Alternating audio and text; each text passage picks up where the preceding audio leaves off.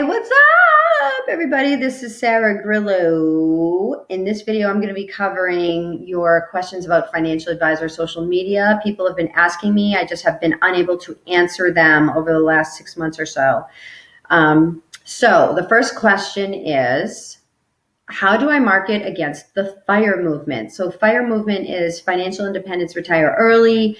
It's this, collection of bloggers that blog about financial topics, but they pride themselves on not selling financial, they pride themselves on not being in the industry, and therefore they say they're less biased and that they provide better advice, and you can follow them and follow the money moves that they do, and they proclaim to be experts on all of these financial topics. Look, I don't buy it. I think it's BS.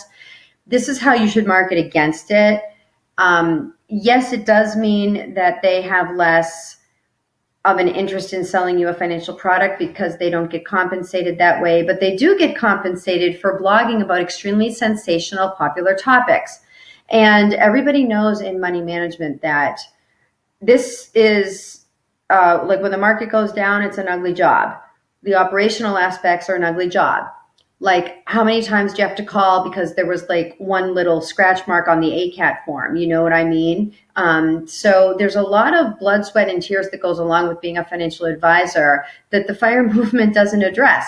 They're not going to address what happens when your brokerage account accidentally gets closed down and you get charged all these fees, and they're not familiar with the ins and outs of it because they're busy being media people and bloggers, and they're writing all day. Okay, I know this because I used to be a financial advisor. Now I'm not. Now I'm a media person, and I know that's it's an entirely different skill set. These people have never managed $1 of real money in their entire life, and that does matter. If a client is giving you trouble over the FIRE movement and anything that they say, then I think you should just encourage them to go follow the FIRE movement for a year and then come back to you, because inevitably when the market dips, these people aren't necessarily going to know what to do, and they're not going to be held accountable or responsible. That's a big reason why people hire a financial advisor. I had one guy once that told me that bluntly. He said, I had a mistake. I messed up managing our money, and now my wife is going to divorce me if I do it again. So that's why I'm hiring you. Real talk. So anyways, what I'm saying is I would kind of take a real hard line with these FIRE movement people. Okay. Do prospects like to receive calls on their cell phones? No, not really. Some do, but I would say it's less than half of the time. And the next question is cold text messaging, good or bad, and best practices. I wouldn't cold text message people. I would not do that. Do prospects like to receive calls on their cell phones? I don't think you should. I think if you have their phone, you should call them. If they don't answer, you should text them. And maybe try it one more time. But I think after twice, if they're not responding, I would not continue to call them on their cell phone.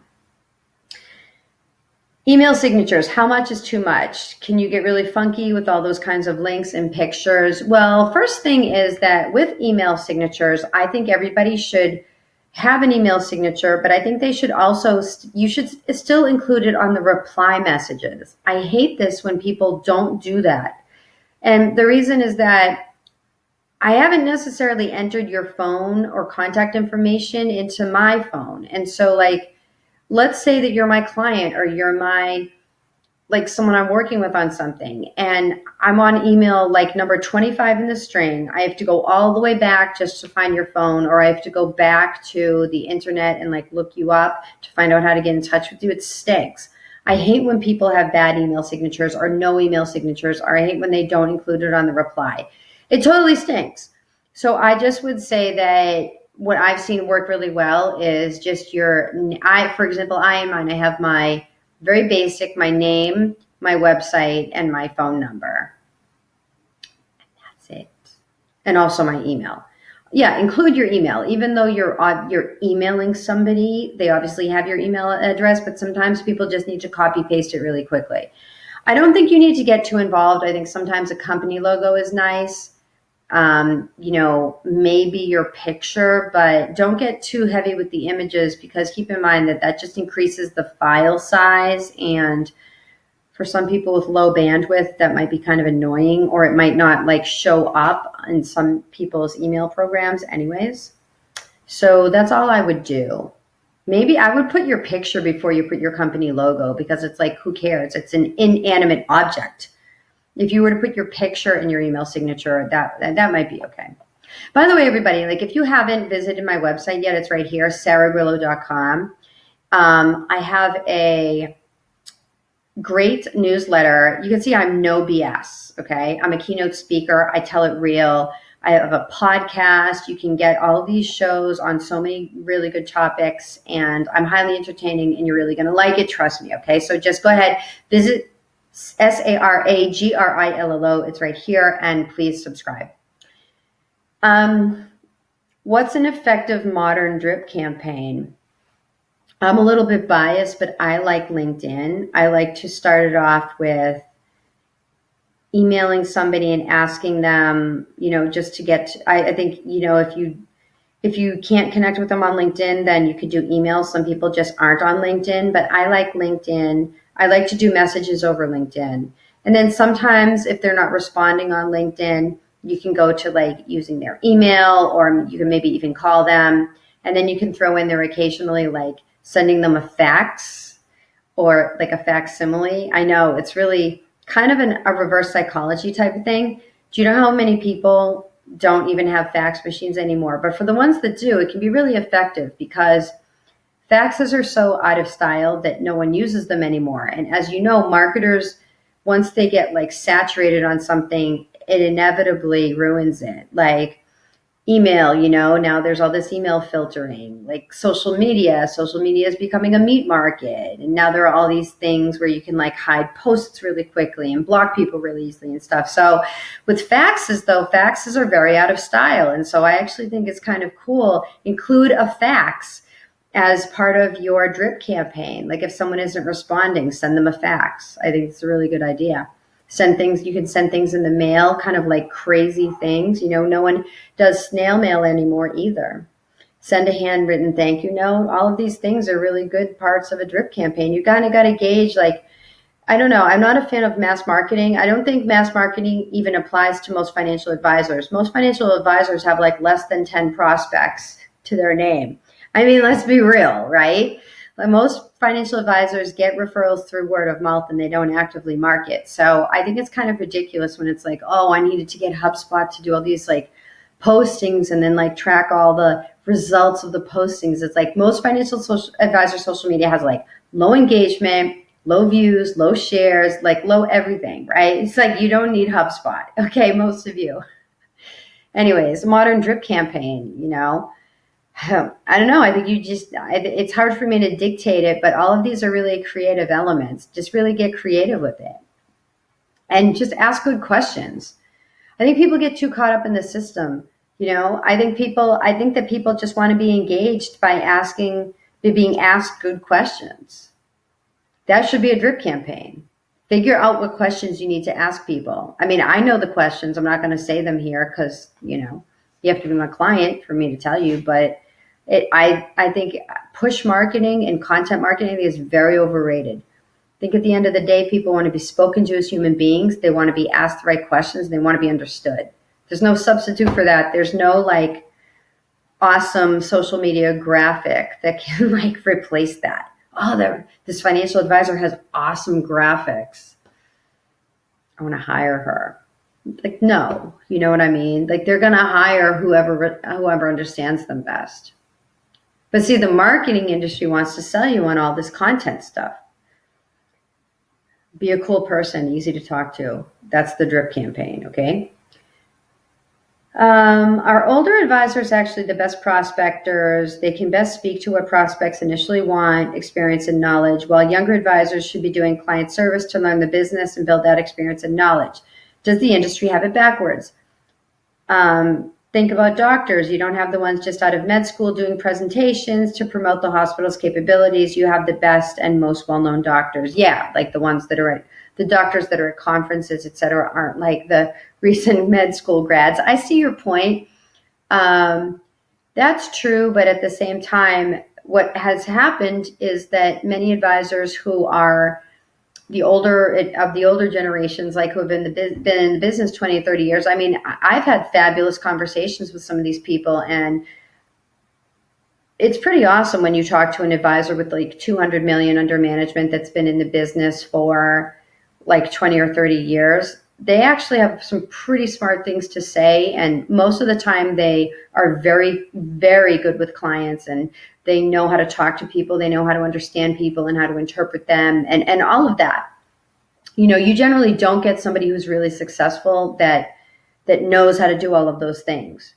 So I would say that um, theoretically, the advisors that should be doing the presentations and should be out there marketing, would be the best ones. But that's not what happens. In reality, what happens is, these people get exhausted and they get kind of complacent. If you think about how much money someone's making, if they have $200 million under management, it's a pretty nice living. They can drive the Lexus and put the kids into college, and then like they got the life, right? They got the life going on, and so it's just very hard psychologically for them to get caught up in the game. It's very hard for them to go back into the street, so to speak.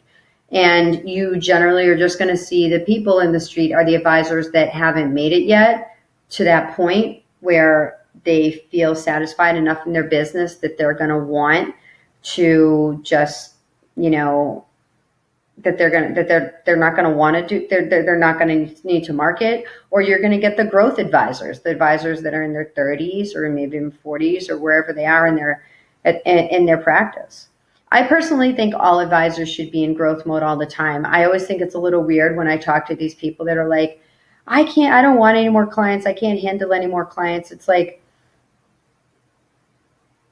are you sure about that? You know what I'm saying? I think there's a lot of cases where advisors just kind of go by the numbers of how much money they're making and their assets under management, and then they fail to look at. And even with some of these older, more established practices, I think many times they forget to look at what's the profitability. I just had somebody on my podcast, Paul Armson, that was great and was talking about this.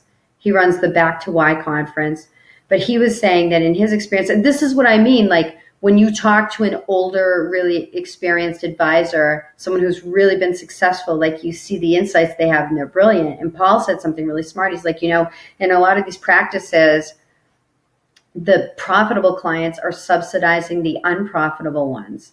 And it's true, because I've seen this. And this is why you see a lot of advisors that are running around like their hair is on fire. And it's because profitability is generally not something that advisors look at within their practice. They don't look at the profitability of the practice as a whole. They don't look at the profitability of client by client, the relationships.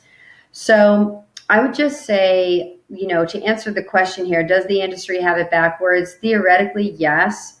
But because of the way that people are as human beings, I don't think you're going to see too many people that have made it, so to speak, that are older and more experienced, that are going to get out there and, start pounding the pavement, unfortunately, because it's unpleasant. There's a lot of rejection, etc. Also, a lot of them have to learn new skills, and no one likes having to get out there and learn how to use LinkedIn. Like, I got some people on my LinkedIn training program. By the way, you could sign up for that like right here. It's $35 a month. There's a sign up fee, but it's $35 a month. Like, I got people on there that like can't even like get the password right. Like, they can't even log on to the thing. And it's like, it's going to be pretty tough. Like, you're going to have to learn some new skills, and it's painful. I mean, does everyone think about, for some of, I'm 20 years out of college now. How long was it since I passed my CFA? Like, maybe I've been a CFA charter holder now, like maybe 9 years, 10 years probably since I took the last exam. It's like, being a student's not that fun.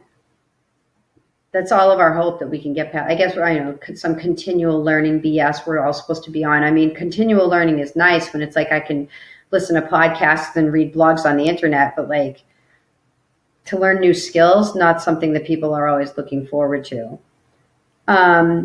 Okay, so some different advice I have about, I just want to advise you all about starting a Roboadvisor. So a lot of you out there are considering like adding on a Roboadvisor to your practice or starting a Robo.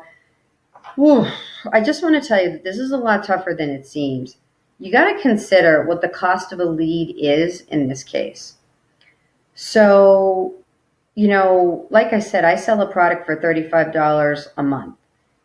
Even that is not easy to sell to some people. So everyone gets really caught up in how low cost robo-advisors are. Are they really that low cost? I don't actually know if people are really going to buy that, is the first thing. Like, advisors have this idea that all they have to do is set up a shingle and put up a website about like like, here's your digital dashboard, here's your digital advisor, and that people are just gonna flock to it and they're gonna get all these clients. And it's not the case. I think you should think twice if you're starting a robo-advisor.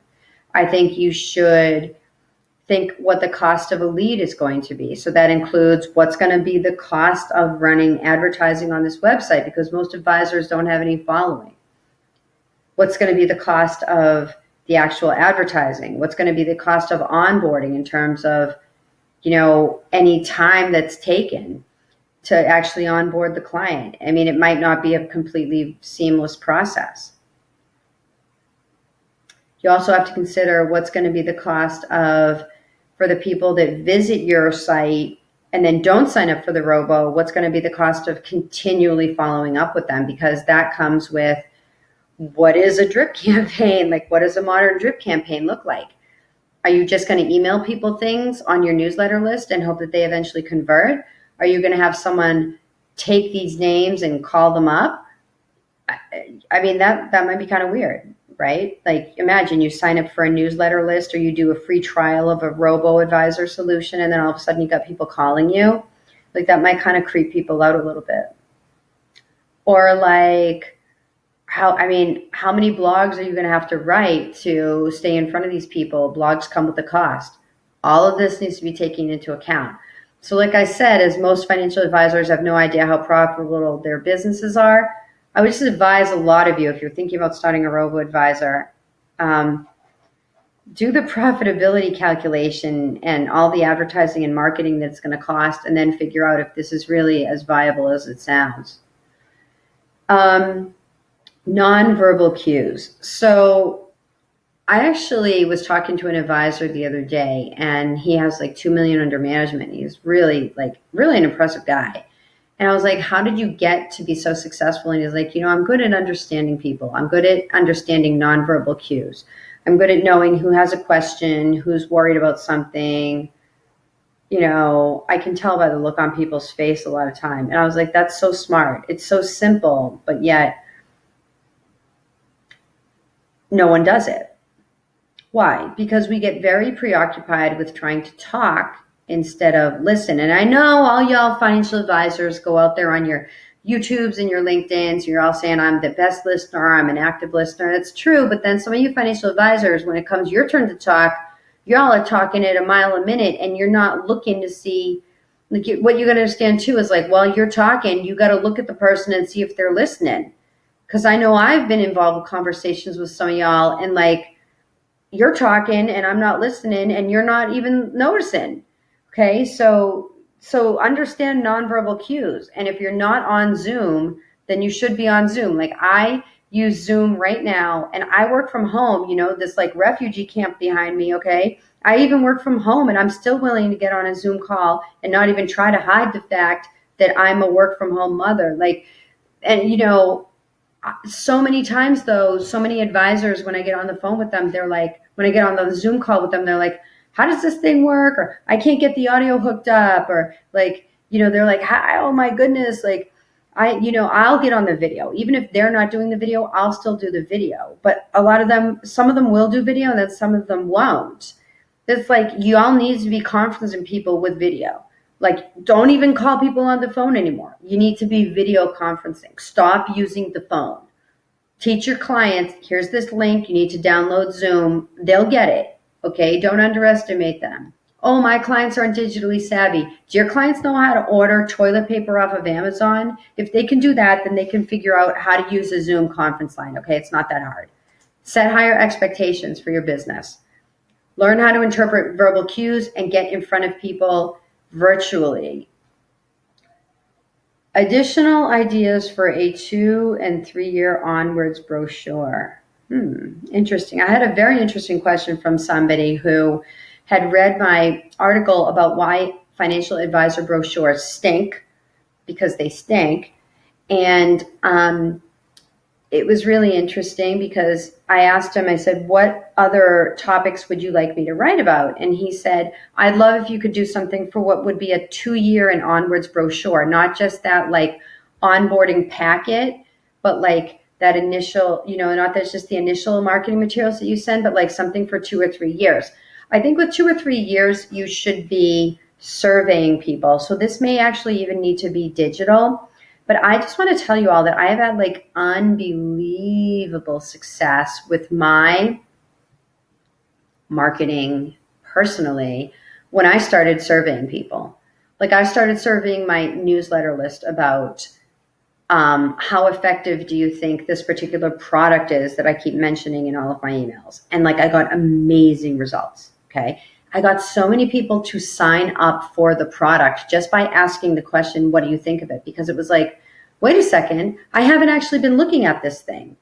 Oh, it is like I called attention to it without actually overtly marketing it. It was brilliant and it worked so well. This actually also worked for a client of mine where we did a survey about how do you feel about being connected with me on LinkedIn. You could essentially do a survey about anything. And this client got so many leads from it. It was unbelievable. It woke people up out of a cold stupor because it was a change in pattern. Not enough people do surveys. I'm surveying on everything. I have surveys on my podcast. I run surveys on my social media. I run surveys on my products. I think you should be surveying people at 2 years. And you go, oh, we have an annual meeting. They tell me what they think. They don't tell you completely what they think because some things are very hard to say to your face. So you should think about that. So the 2 year and onwards brochure, 2 year, 2 year packet, 3 year packet, you should absolutely be sending them that. You should be sending them like a picture of you and them. At some point during the year, you should have taken a picture of you and them together. Send that to them. That will increase client loyalty. You should include some kind of a survey. You should tell them they can take it online if they want, but include it in either in hard copy format or like in a brochure or whatever. You should also do a look back. You should maybe compare with them. You should maybe do like a side-by-side comparison of like, this is where you were last year, this is where you are now, and just ask them to reflect, like put a little journal in there. You should give them a little gift in their packet. You should be like, here's a journal if you want to write your thoughts. Here's write your thoughts on the last year and the goals that you have for next year. Give them a little like gift, that they can use to be reflective. Also, maybe something about financial wellness. That should be in the 2nd year packet. Something about maybe something that you learned about them or something that you feel that they could be doing better. You should include like an article or something specific to them. Not necessarily even a blog that you wrote, but something, like maybe you feel like they're not good with cybersecurity. So you include like an article from the news or something like that on it, just like a nice little personal touch. And also chocolate. If someone's been your client for at least a year, you should give them some chocolate. I've found that this works really well. Keep in mind that everybody loves chocolate, and even if they themselves, or maybe they're like diabetic or they can't have it for medical reasons, there's someone in their family that will like it, and then it will make them happy that you gave that gift to someone in their family. So let me see. Do I have I have more questions. So these are more questions that I have. Are you all still like with me watching my video? I hope that you are. So here are more financial advisor social media questions. Why is LinkedIn such a meat market? I hear you on that. It's a meat market because it's a free, fast way to meet people. And just like the singles bar, you could go hang out in the bar. The bar becomes a meat market, right? And so that's why LinkedIn is a meat market. I think the original question, though, that this person was asking me, though, is why does it how do you avoid having it be a meat market? So as a financial advisor, I can tell you I have lots of strategies for this. In fact, my video training program for LinkedIn strategies you can join right here, actually has a whole body of knowledge for you to learn about how to not act like you are in a meat market. But a lot of it involves being authentic and being sincere and asking the right questions. I mean, it's just that basic. I know it sounds very general when I say it that way. It really is all in how you deliver it. And if you don't want to spend the time figuring it out, you can have that information for $35 a month. It'll be all yours. So just if you want to join, like I said, sarahgrillo.com, click it right there. What's the desired length I should target for videos I intend to share via social media? That's a good question. So without getting too much into video creation, because again, I cover this in my membership and you'd have to be a client to know the real story, I will just tell you that in general, my guidance for for YouTube videos would be this. Shorter videos do tend to be better if you're not going for SEO. If you just want to record the video on YouTube and then post it to LinkedIn or post it somewhere where you know the audience is already captivated, like the audience is already there and you don't care about search results, then you could make them short. Now, short videos tend to not do as well on YouTube because YouTube wants people to stay on the platform for longer, so they can run more ads on the video and they can just get more watch time. The more watch time as a total amount of total minutes, the calculation is like number of viewers that stay on and how many minutes they stay on for. So if you get more viewers, it's obviously better than less. And if they stay on for longer, it's obviously better than having them stay on for shorter. So I would just say make the video as long as you can make it and have people stay on.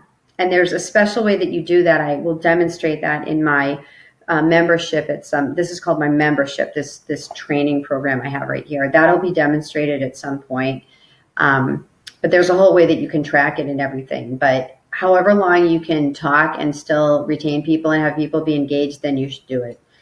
How do you use a YouTube channel to effectively promote yourself, your brand, and your story? Well, as with anything, I would suggest picking a niche. I've seen people do this very effectively. And I would also just tell you that if you're going to be on media, social media, just like anything else, you have to be entertaining and come across like a real person. I personally hate these financial advisor videos that are so staged and so commercial looking, and I think a lot of other people do too. The audio quality of your videos has to be really high, because if it's not, then people get kind of ticked off and they'll click away from your video.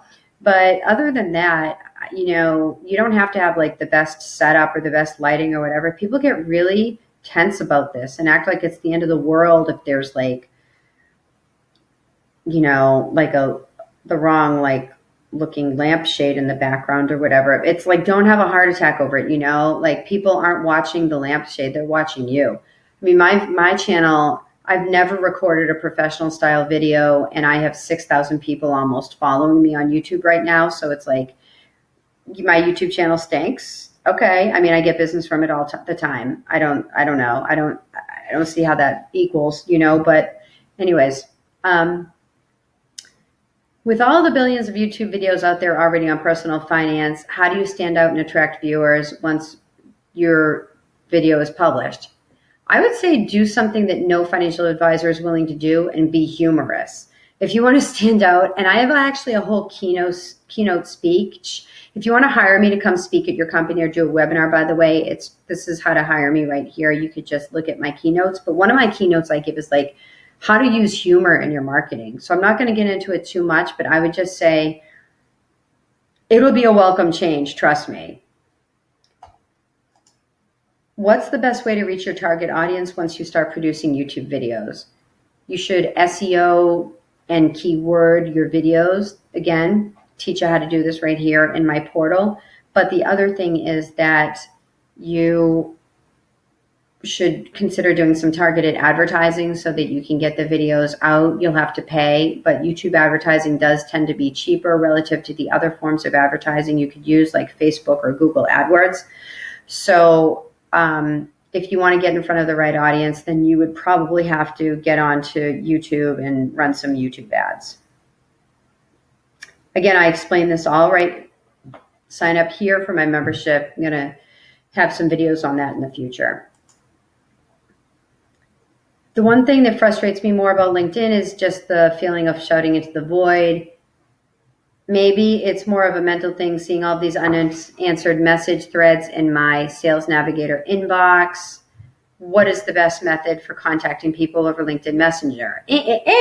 So I can't actually answer that, but I will tell you that if you're getting unanswered messages in your LinkedIn inbox and you're using Sales Navigator, first of all, I'm not a big fan of mass messaging. Like, there's no reason for you to send out 3,000 messages a day, okay? Like, I guess the reason is that you could potentially get a lot of leads that way, but a lot of people don't because they ask the wrong questions and they're not, or they don't ask any questions and they just push and barf information. Stop barfing. Don't barf. Be customer focused. Before you ever type anything, there should be like a tool I should invent. I mean, actually, I do have a tool. I have this like LinkedIn portal, right? This like LinkedIn training portal you can join right here.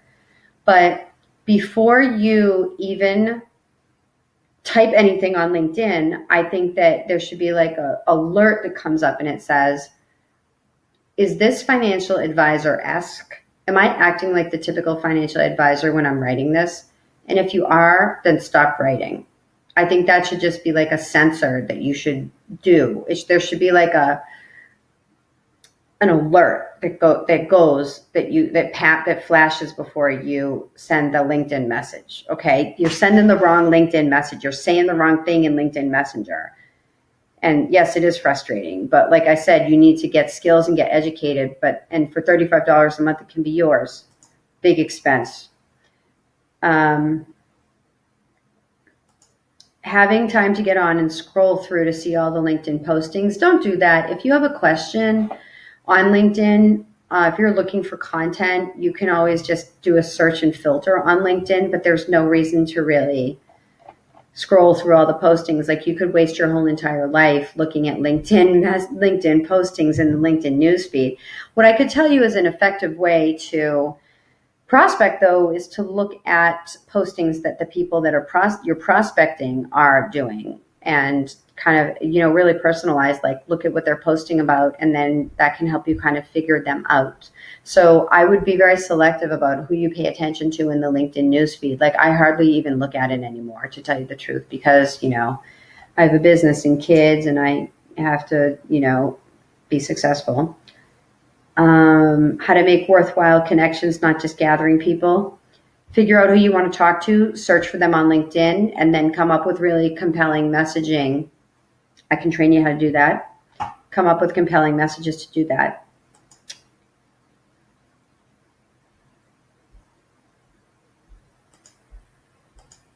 I have people in my network that I don't personally know. Sometimes I wonder if it's worth to keep them in my network. I mean, you can have up to 30,000 connections. I believe most financial advisors are going to get nowhere near 30,000 people. So I would say just keep them, because you never know. Even if they're your competitors, if you have a lot of your competitors connected to you, I would consider making your connections private so they can't get in there and steal your clients or try to. But I would say that if you have these LinkedIn connections that are your competitors, you just never know when a competitor will like comment on a post of yours or like something, and then your information and your posting goes to their network, and that's a really good strategy. You also just never know when somebody that just out of the blue, a family member or a friend or whatever, has someone in their network and your posting went to them, that it got through to them. I mean, I've had this happen so many times where I have people that are my prospects and they found me through a posting that one of my like friends, not even a business connection, but like a friend of mine, liked or commented on or something like that. Just be sincere, and since from sincerity, people will figure out that you're a cool person, however they find you.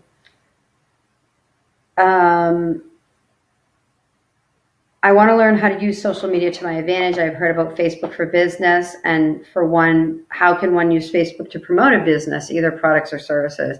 I mean, it's basically the same thing. Facebook advertising can be a little bit less expensive than LinkedIn, depending. But I think Facebook is less of a business setting. So it depends on what you want to do and who you want to reach. There are great Facebook groups that tend to be a little bit more social in nature than business focused, but there are some people that are really making a lot of money off of Facebook. So yeah, you can use Facebook as well. But it's the same fundamental concept. Are you talking about stuff that people want to listen to? Are you engaging people? Are you phrasing things the right way? Are you positioning products and services too early before the audience trusts you? That's a big thing. If you're doing that on Facebook, it's not going to help you to switch to LinkedIn. If you're doing it on LinkedIn, it's not going to help you to switch to Facebook, to switch to YouTube, to switch to Twitter. It's like garbage is going to be the same garbage everywhere. All right. You know, again, like have the alert flash up. Is this too financial advisor like? Am I acting like a financial advisor? Should I really, is right now, another great question to ask yourself is now really the right time to be sending this message? Does this audience member trust me enough where I can send this message and have them respond the way I want them to? It's an important thing.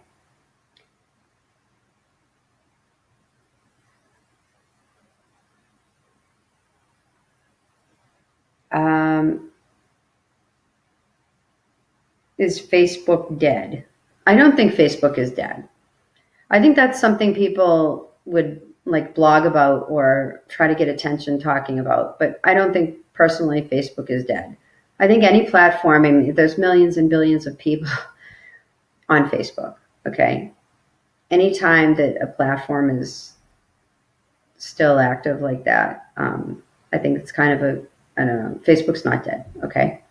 All right. Well, anyways, thank you everybody for watching. It's now very late at night and I'm tired, so I'm going to cut out this video for now, but I really hope that you'll come here and you'll go to my website and that you'll subscribe to my newsletter list and follow me here because, like I said, I've got great content coming up. I've got great content I've already posted, and I'd really love for all of you to be along with the journey and enjoy some of it. So I am Sarah Grillo signing off for now. Thank you, everybody, and I'll see you at sarahgrillo.com. Please join the newsletter list. Bye now.